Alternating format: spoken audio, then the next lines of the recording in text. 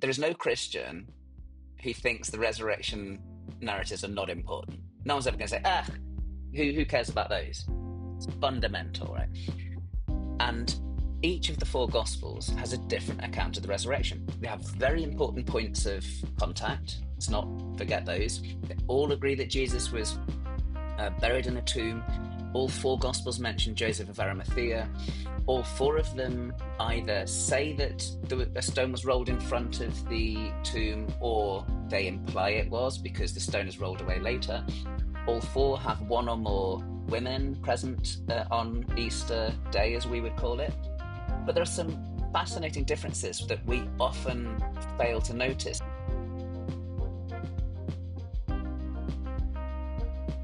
Hello, and welcome to the Thinking Theologically podcast, where we are seeking to bridge the gap between the academy and the church.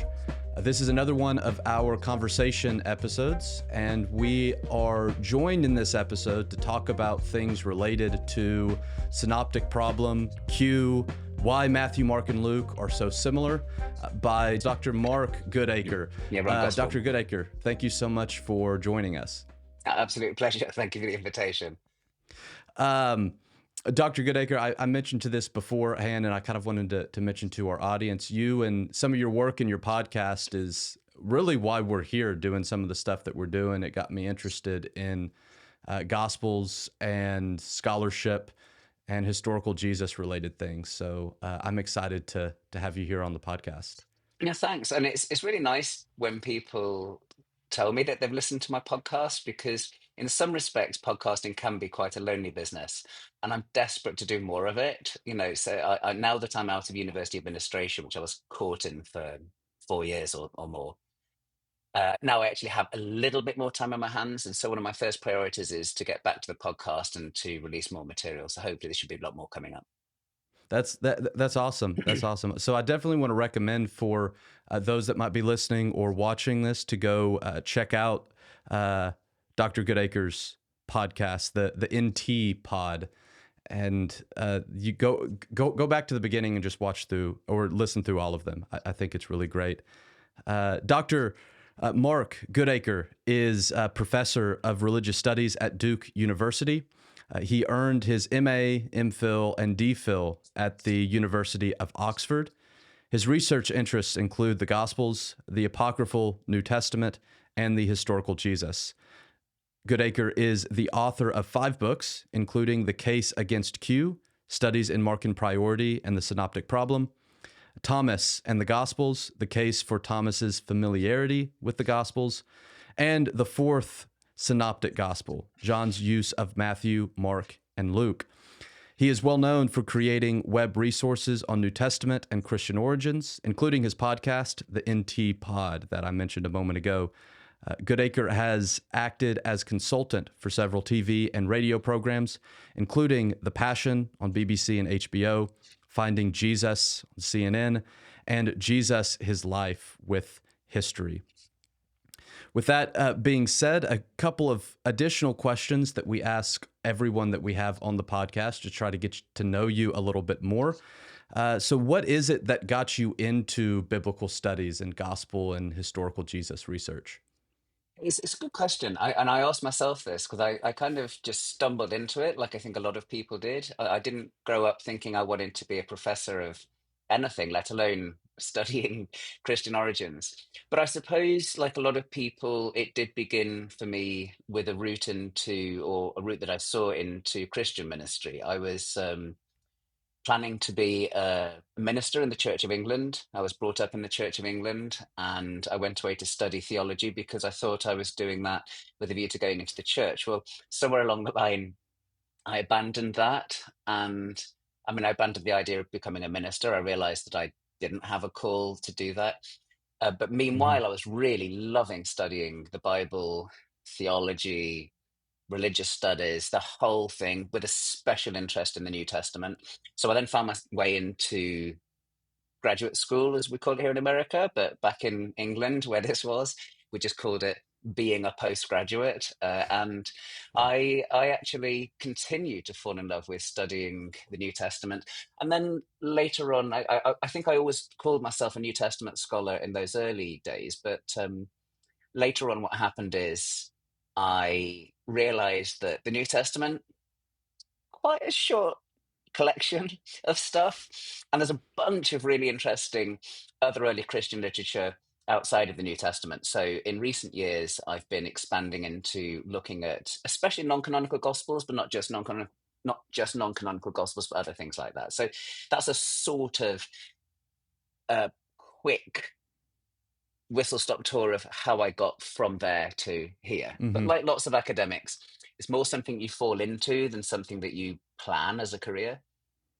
Yeah. Yeah. No, I get it. My academic journey that I'm still on, that's going kind of alongside my ministry journey as well, kind of began in a similar way. I went to school knowing that I wanted to be a minister, but then I fell in love not only with the ministry side, but also with the academics study, and then particularly historical related things as it related to the Gospels and early Christianity and things of that nature. So, like you said, a lot of people can relate to that.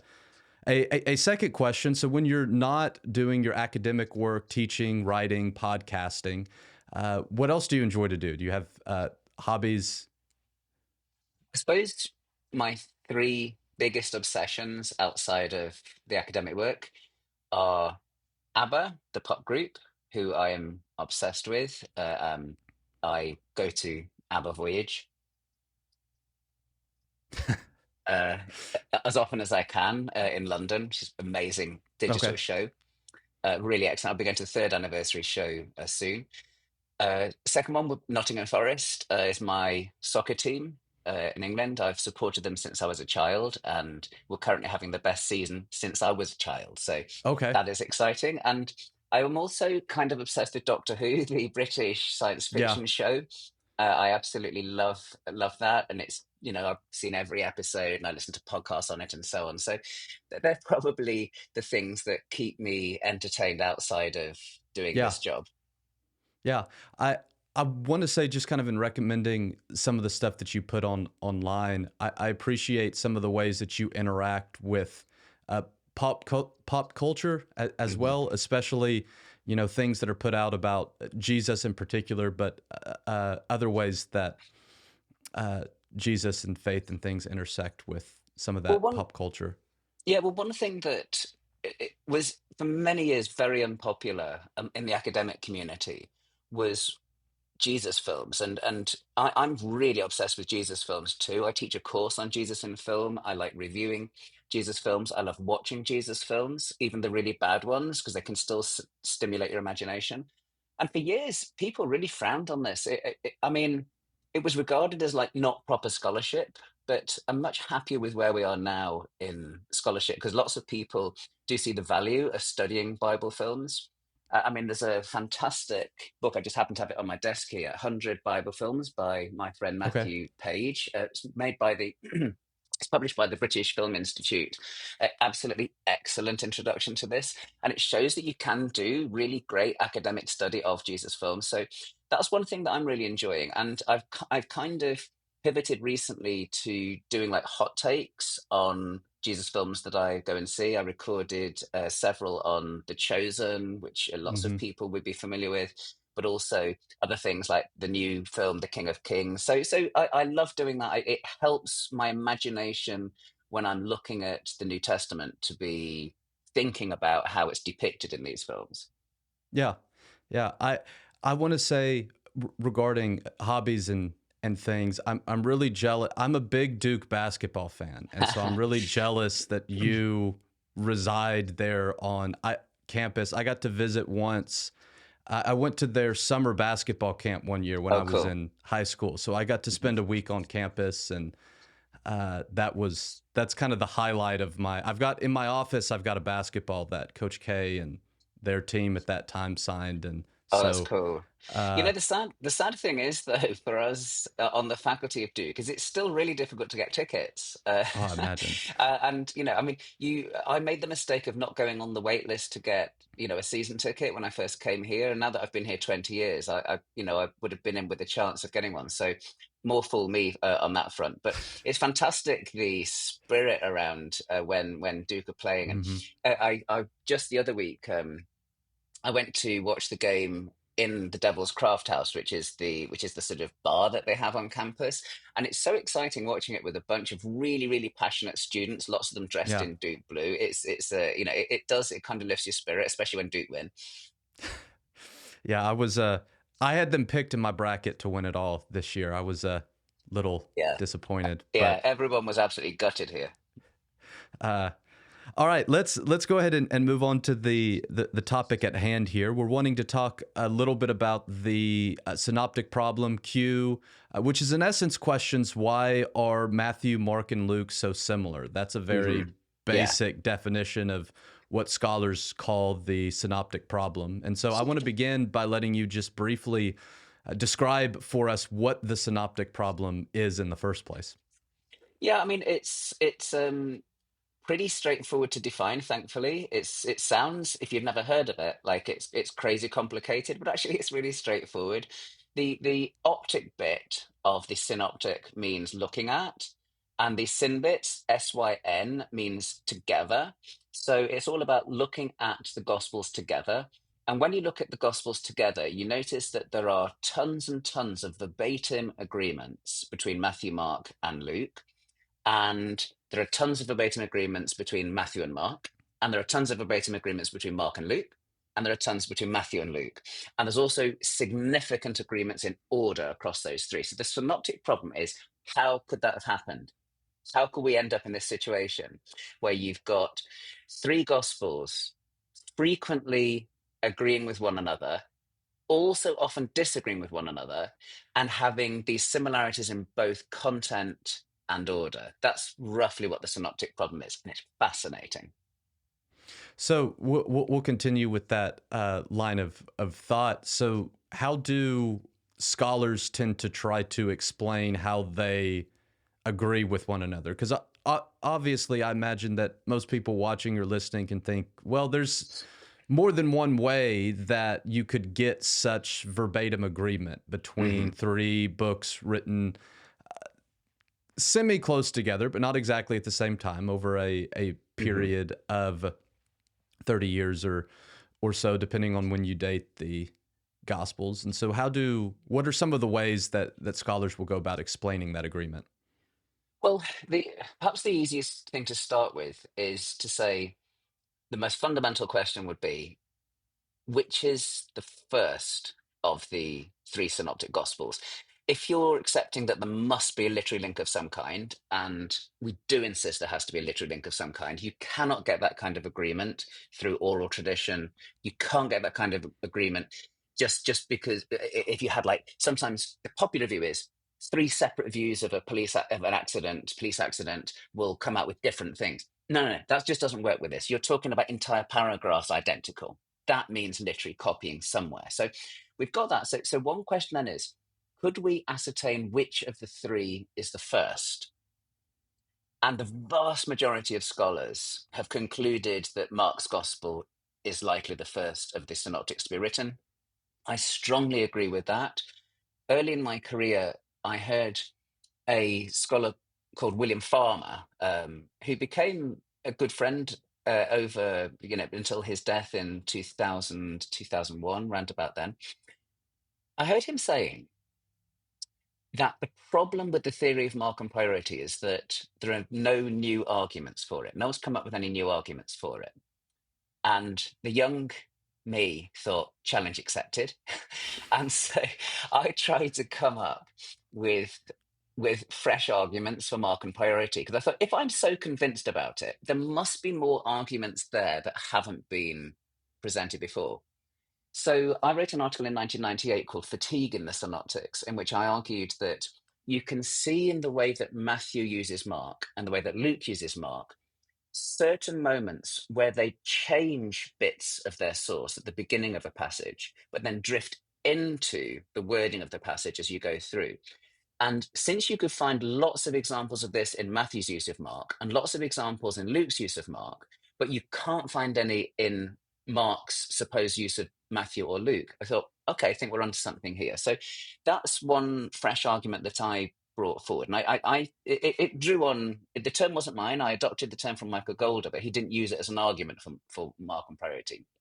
And I drew on other scholars' work on that. But I am very pleasantly surprised that article has had the impact that it has, because it's 27 years since I wrote it, and it's nice that people still quote it. So really, that's the first foundation stone.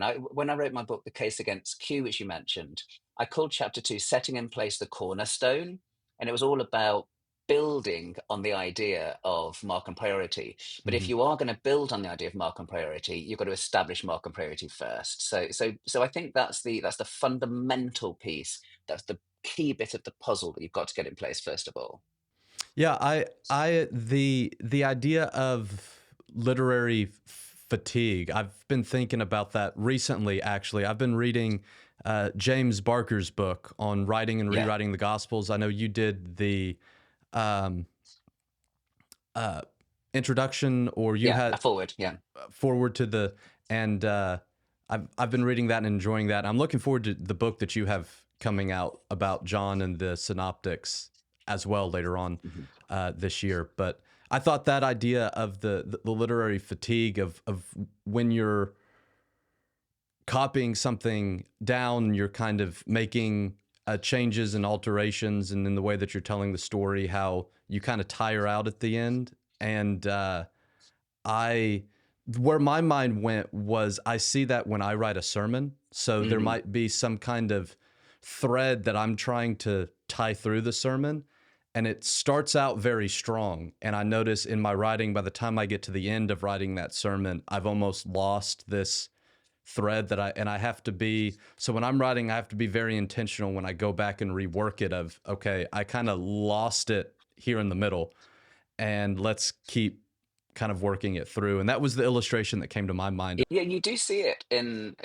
all over the place. In fact, a friend of mine, Peter Chataway, recently pointed out that in season 5 of The Chosen, there's a bit of fatigue in that you get The Chosen quoting Luke 22 when the bit of the mission charge that they had actually used in season 3 of The Chosen was not the Lucan version, but the Matthean version in Matthew 10.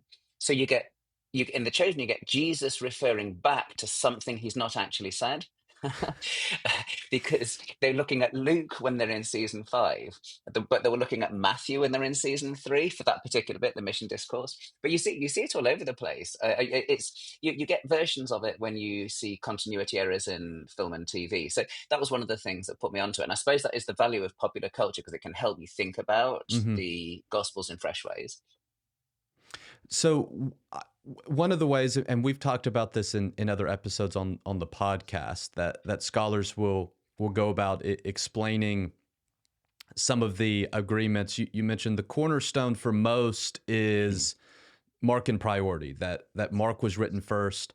Matthew and Luke then would have used Mark, and that explains the overlap between the three. Yeah. You mentioned that there's other places that Matthew and Luke agree in ways that is not present in Mark. And one of the primary ways that a lot of scholars go about explaining that is Q, this hypothetical document. Most of scholars tend to think that it's was some kind of sayings document or gospel, whatever you wanted to Mhm. call it, that was used by Matthew and Luke. And one of the things that I think is unique about your scholarship is you take the non-consensus view.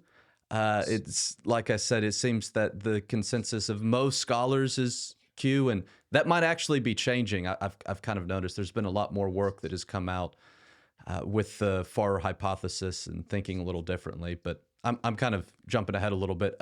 Talk to us a little bit about how scholars try to explain that agreement between Matthew and Luke using Q, and some of your um, issues with that explanation. Yeah, yeah. I mean, on the question of not that consensus particularly matters. I mean, usually when I talk about things being consensus, it's because I want to challenge it. But some scholars like to go for. I mean, I appealed to it already in our conversation today. I said the vast majority of people think that Matthew and Luke use Mark. That's not an argument that Matthew and Luke use Mark. It's just a description of the field. But when I wrote the case against Q in 2002, it's actually coming up to 25 years ago, which is a bit shocking. It was definitely a massive consensus that Matthew and Luke are related only indirectly via Q and via Mark. So it was absolute dogma that Matthew and Luke are independent of one another. Matthew hadn't seen Luke's gospel, Luke hadn't seen Matthew's gospel. And if that is the case, then you have to say that all of the non-Markan material in Matthew and Luke must have come from a document that we haven't got. And if it's a document we haven't got, what do you call it? Well, call it Q, because Q is easily, I think, the most sexy letter of the alphabet. Z or Z, maybe. I mean, that's me being facetious, but I mean, Q is actually the first letter of the German word Quelle, source, and S would have been a boring letter, Yeah. to use. So even English speaking countries went with Q because it sounds exciting. I actually think a lot of the appeal of Q is it kind of sounds thrilling. When I first heard about Q when I was about 14 years old, I was like, this is sounds amazing. And Yeah. I think that might explain why I got so obsessed with the synoptic problem, because I just loved the idea of this mysterious unknown source that we can somehow dig out of the extant texts. But the problem is that there's a simpler explanation and a better explanation, in my opinion, which is that Luke had direct access to Matthew's gospel. They weren't independently copying out of something that no one's ever found. Luke was copying from Matthew's gospel, or a version of Matthew's gospel. We don't know exactly, you know, whether it was, how closely it resembled our Matthew. It must have resembled Mm-hmm. it a fair bit, because they have these verbatim, you know, quote parallels that just go on for whole sentences at a time. You brood of vipers, who warned you to escape from the coming wrath? It just go on and on and on. So I think it just makes so much better sense to see Luke copying out of Matthew. So that was really the basis of my case against Q. It wasn't my idea. It's actually based mainly on the work of two scholars prior to me. One is Austin Farrer, from which this gets its name. That's why we call it the Farrer theory. Farrer was an Oxford theologian. He was a friend, very close friend of C.S. Lewis. And Farrer spent most of his time doing philosophy of religion and theology, but he was a part-time biblical scholar. And he wrote a brilliant article in 1955 called On Dispensing with Q. And that inspired one of his students, Michael Golder, to make half of his career an attempt to dispense with Q. And Michael Golder was someone, he wasn't one of my teachers, but he was someone that I was profoundly inspired by. And so a lot of what I did picks up on things that Michael Golder did, but it also develops them. And I also decided to drop a lot of the arguments that he had used against Q, because I basically, some of his arguments were speculative to the degree that they actually put people off the case. And I think it's very important to know how to make a case in the most economical way possible. Put forward your strongest arguments and leave the speculative stuff behind, because otherwise you throw off the strong arguments, because people are going, hold on, I can't quite buy that. And you think, well, it doesn't matter because it's not necessary to the argument. So Yeah. one of the key things, maybe I'll just sort of illustrate one of the reasons why I think Luke knew Matthew rather than Q. And it's that the agreement between Matthew and Luke is too good to be Q. And what I mean by that is that they are so close that it's far more likely that you've got direct copying than that both of them are copying from a third unknown source, because we know what they look like when they're copying from Mark, because we have those passages where they're parallel with Mark. And in general, in those passages, Matthew and Luke are less close together. So if they were copying from Q, we would expect more divergence than we get. What Mhm. it looks like is direct copying. It's not mediated via an unknown hypothetical source. So it's kind of like if it's almost a similar thing that we may think of with like the telephone game. Almost the more you copy something, the more it's going to change and shift a little bit. So when you're copying from a direct source, like you said, as Matthew and Luke are doing with Mark, uh, there it's gonna diverge. It's gonna diverge a little bit on both hands, and Hmm. we see closer agreement than what you would expect by them copying from Q, which, Hmm. as you said, makes the most sense that maybe Matthew and Luke were, or that Luke was using Matthew in the construction of his gospel as well, which we know something that we hit on a lot in this podcast is a reminder of Luke. The beginning of Luke's gospel, the author says that he did this investigation, and so there was Hmm. a process of gathering of information. And because I know sometimes when you tell people about this literary reliance, they're like, well, that doesn't fit with my theory of inspiration or something like that. And we've talked about thinking about inspiration a little bit differently, but also that Luke tells us that there was some kind of investigative process and some kind of sources that were used in the construction of the gospel. I think Luke definitely has done a significant amount of research. I think that certainly he's got Matthew and Mark. I don't know what other written sources he has, if any, but he does, I think, know the Jewish historian Josephus, and several of the details that we see in both the Gospel and in Acts of the Apostles are spookily similar to things that are in Josephus. And so even down to one of the most famous bits of Luke's dating, the question of the census when Quirinius was governor of Syria. Luke seems to have pulled that out of Josephus.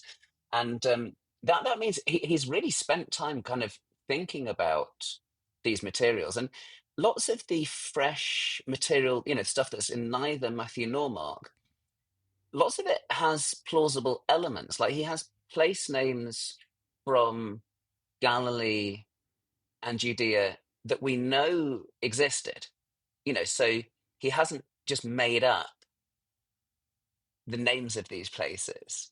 And it's terribly hard though to work out how far Luke is a historian in the sense that he's got every last detail researched, and how far he's also a great literary artist who Mm-hmm. is writing, as he probably saw it, under the inspiration of the Spirit to craft new narratives.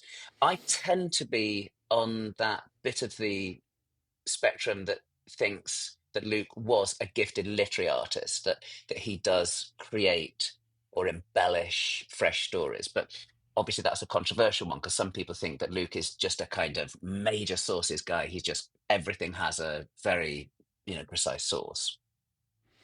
I I tend to agree with the thinking about Luke as a literary creator. I did my master's thesis was on the table fellowship theme in Luke. Particularly, I was writing on the Last Supper scene when Hmm. Jesus instituted the Lord's Supper and how that was connected back to this kind of theme. And to me, that's just an example of the way that he crafts that theme, and I think to kind of culminate in the Lord's Supper and give us these stories that help us kind of interpret this culmination of what it means for Jesus to be at the table as something more than just historically he ate with tax collectors and Hmm. sinners, which I don't know really any scholar that would disagree with.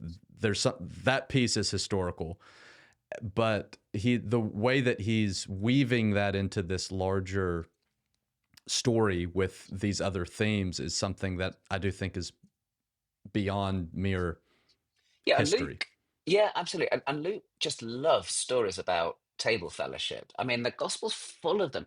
Even when he's in the central section of the gospel, he'll stop off for a quick meal, with some Pharisees, and then use that as an excuse for some teaching. But one of my teachers, John Fenton, he used to say that of all four evangelists, Luke is the one most likely to invite you to dinner. And of the four evangelists, he's the one whose invitation you'd most like to accept. And I kind of loved that because it is a gospel about people eating and drinking and having fellowship. And the Acts of the Apostles is very similar as well. And that's part of his literary craft that lots of early Christians, I think, when they're sharing these stories, when they're reading out gospel material, they are actually in a kind of dinner party setting. They're all sitting down and eating. Hmm. So when you've got in the material itself, table fellowship, I think that actually adds to the sort of frisson of the gospel that you're sitting, you're eating, you're talking to fellow Christians while hearing a gospel story about Jesus eating and drinking. So yeah, I'm with you on that. I think it's absolutely key to the way that Luke sees things. Yeah, I think, and this is my take on things.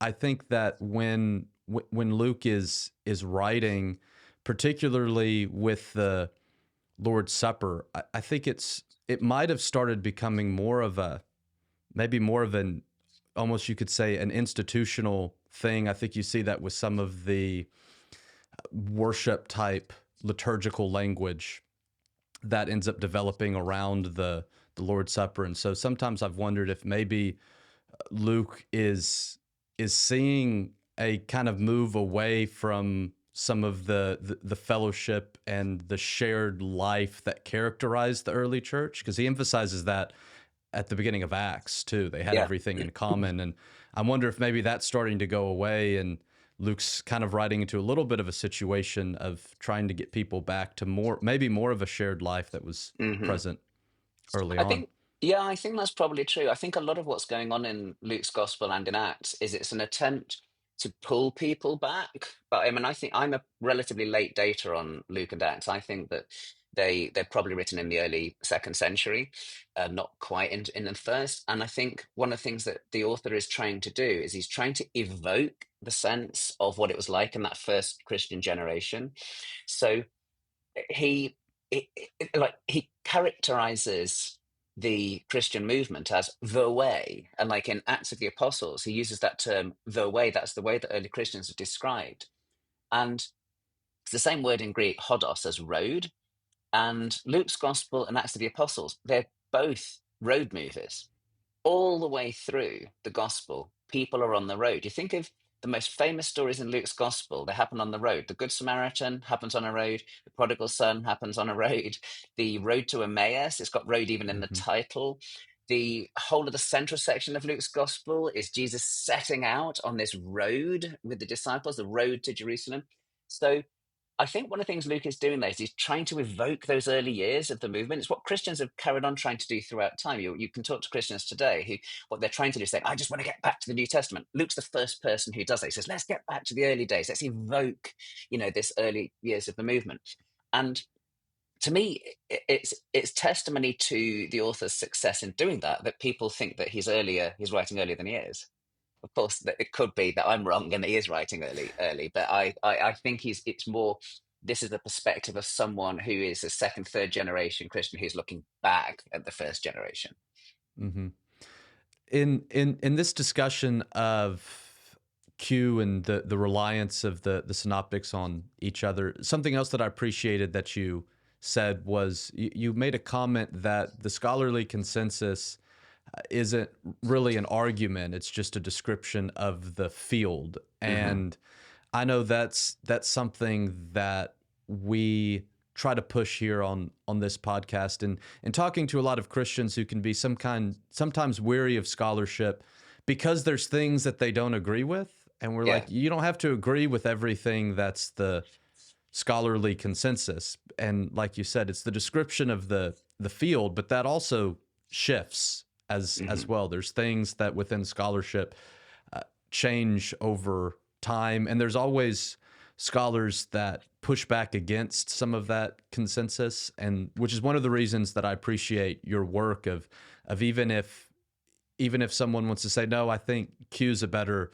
explanation, it's still important to appreciate some of the critiques that you have and a little bit of the pushing back against of, well, this is hypothetical and there might be Occam's razor, there might be a simpler explanation for how these came to agree with one another. Yeah, and I think one of the things that I would want to say is that I've learned a huge amount from Q scholars, and I often find myself closer to Q scholarship than I am to Q skeptical scholarship, in the sense that there's a kind of populism that comes with denying Q these days. Like it, for a while, it was such a maverick position, such a fringe position that you had to be sort of out of your mind if you thought you would challenge it. But I think now there's a certain trendiness to it, and I think that encourages some people to go, yeah, yeah. What about, don't bother about that Q stuff, and then they don't study the problem. Mm. And the thing about, people like John Kloppenborg, my friend John Kloppenborg, he really understands the data better than anybody. He's got his head right there in the synopses. And so he, for example, has demonstrated that beyond reasonable doubt, what we're looking at when we're looking at the synoptic gospels are connected in a literary way that oral tradition commonality just won't work. And we're like side by side on that issue. And one thing I would say as well, that I always attempt to do in my scholarship, I don't know how far I'm successful in this, but I always attempt to try and make sure that I understand the opposing viewpoint at least as well as they do. So, in other words, one of the things I tried to do when I was writing my case against Q, and I've continued to try to do, none of us are perfect with this, but what I've tried to do is to make sure that I'm being fair to the people that I'm criticizing. And in that attempt to be fair, one of the things I've tried to do is think, well, how would a Q theorist answer this argument of mine? Try and anticipate how they would see it. Because if you're not doing that, all you're doing is you're just shooting down straw men the whole time. And so I do think it's important to try and understand your opponent's position really, really well. Ideally, try Mhm. and think of fresh arguments for their viewpoint as a means of testing your own viewpoint, because you can change your mind on stuff. I've changed my mind on loads of stuff over the years, and when I change my mind is when someone presents a better argument or someone comes up with some fresh evidence I'd not considered before. Yeah. Let's move on to the final question that I have here is kind of an application thing, ending a little bit with those that are watching.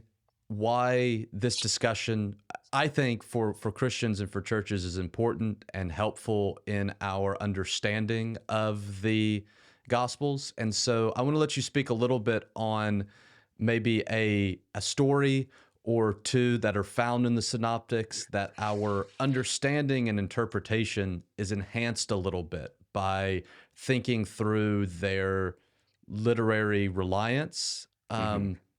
But before I have you go on that, though, I do want to recommend to those who might be listening or watching to go and check out our series that we did on the table fellowship in Luke's gospel after I finished up my thesis and talking about the what I think Luke is doing with the Last Supper scene.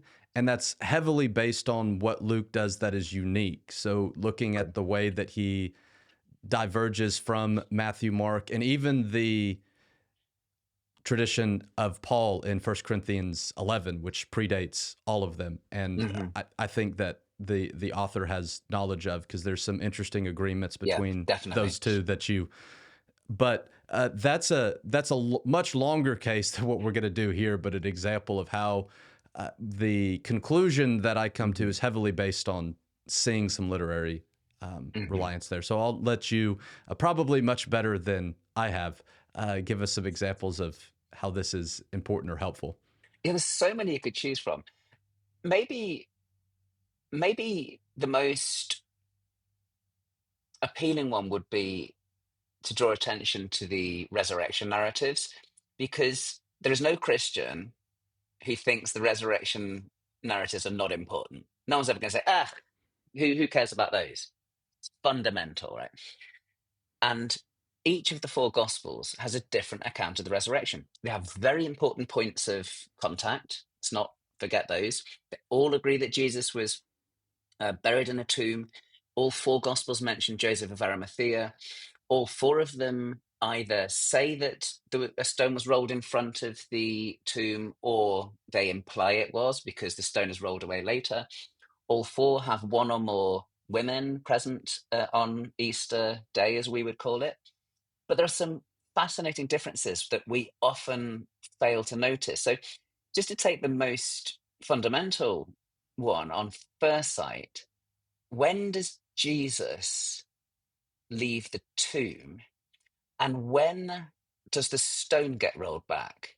Because in Mark and Luke and John, when the women get to the tomb, or in John's case, Mary Magdalene, when they get to the tomb, the stone's already rolled away. It's like the camera's been switched off for 2 days and it's switched back on. And in the interim, the stone's been rolled away and Jesus is out of the tomb.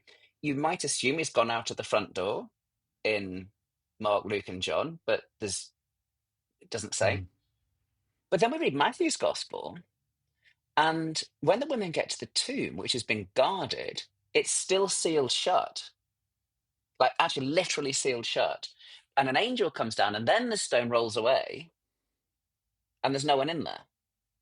So Jesus has clearly left the tomb not through the front door. I mean, is he like kind of teleported out, apparated, whatever term you want to use? I mean, Yeah. it's such a fascinating difference, which most people gloss over because they don't look at the Gospels in synopsis. So that's one thing. When did Jesus leave the tomb in the earliest stories of this?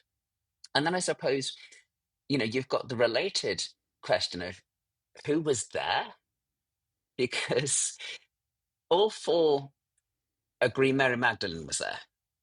But in John's gospel, it's only Mary Magdalene, and we kind of know there must have been more than her, because we have the first person plural. She says, "We do not know where they have laid him." So that is, I argue in my John book, forthcoming John book, that's one of the examples where John is presupposing the synoptic narrative. But then you look at Luke's gospel, and he has Mary Magdalene, but he also has Joanna present, as well as another Mary. And then we go to Mark's gospel, and Mark is the only one to mention that someone called Salome was there. Who was she? And we then go to Matthew's gospel, and we have two Marys, Mary Magdalene and the other Mary. Well, there are only two Marys in Matthew's gospel. One of them is the mother of Jesus, and one of them is Mary Magdalene. So does Matthew think that Mary is Mary, the mother of Jesus? And if he does think that, it's interesting that Mary, the mother of Jesus, is present at the cross in Mark's gospel. Sorry, in John's gospel, and maybe present in Mark, because there's a woman there called in Mark's gospel. There's a woman who is of James the Less and Joseph. Well, there's only one Mary who is the mother of James and a Joseph in Mark's gospel, and it's Mary, the mother of Jesus, because Jesus' brothers are called James and Joseph, as well as Judas and Simon. So that's just scraping the surface of the differences between the resurrection stories. And why is it important? Because history is important. And if you're a historian, it demands the question, well, which came first? Who used who? Are we looking at legends, fictions? When did it develop? How did it develop? So I'd probably say that would be one of my go-to examples. And I've spent ludicrous amount of time just looking at the resurrection stories in the Gospels, the burial stories as well. But we could pick out any other passage that is common to two or more Gospels and do similar work where we say, "Oh, I Mm. see. Has Luke added that? Have Matthew adjusted that?